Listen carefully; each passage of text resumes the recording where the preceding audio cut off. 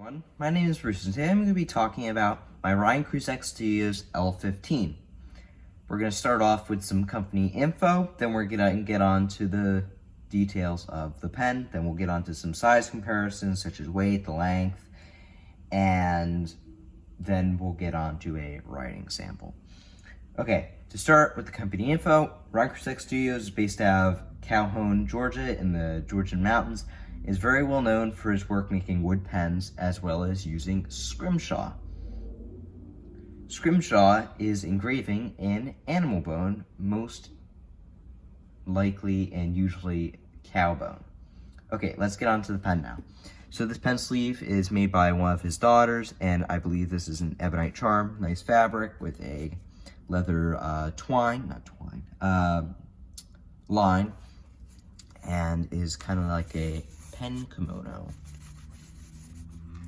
Okay, this pen is made out of Gabon ebony, and this is the L15 model, and this has paua ebony inlays in the finials. So I just pop it down on my pen pillow. It has a ebonite section,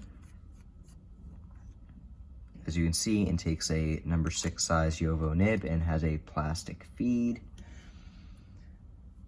It has slightly tapered ends with kind of rounded flat ends on each side with the paua ebony abalone, as I mentioned earlier. And has a round section. I'm gapping the pen a lot here. Has a round section, slight taper, and tapers up at the end. It flares up, my bad. This has the number 6 size Yovo nib. That's what he uses in all of his pens, and this is almost the biggest pen he makes. The L16 is actually the biggest pen he makes, but he did not have one of those in this combination. I bought this pen at the 2022 Washington, D.C. Fountain Pen Super Show, and I really enjoy it. By the way, this is a cartridge converter pen, being a Yovo nib unit, and eyedrop ring is not recommended for it being a wooden pen. It has a cap insert inside and has just a little bit of branding on it. It has the Ryan Krusac logo on the cap and it on the nib, as you can see. Really nice pen. I have a fine nib in this one and it just writes superb. Okay, now let's get on with some size comparisons. Here are our cap comparisons. Of course, here's the L15, a Franklin Christoph Model 3, my Shown Design Ultim, my Mont Blanc 149, a Pilot Custom 823, Pilot Vanishing Point, and of course a Lamy Safari. Now, let's move on to our uncapped comparisons. Let me just uncap all these pens real quick. Please bear with me, this is going to take a moment.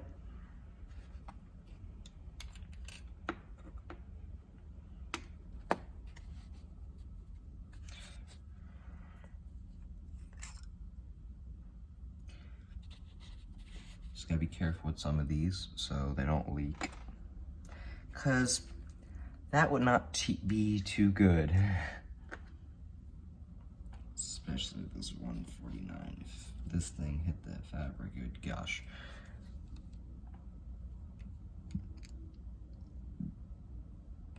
Okay, 823.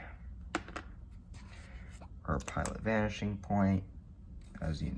Just so you know, all these pens are inked except the Franklin Christoph and the Safari.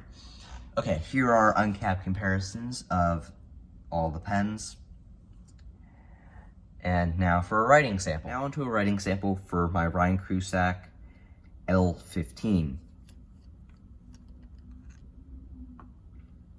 So this is, sorry, it's been sitting upright.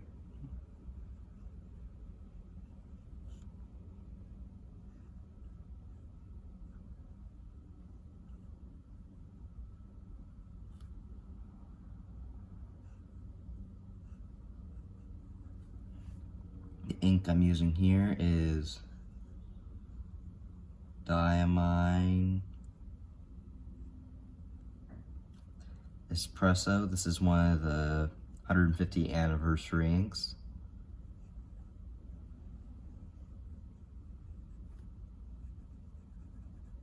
Nice dark, rich brown.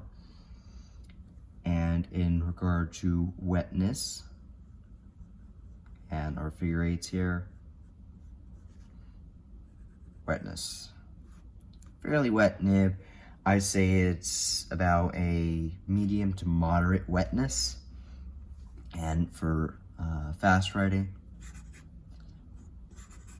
keeps up just fine with the feed, the plastic Yovo feed. But altogether, this is a really, really nice pen.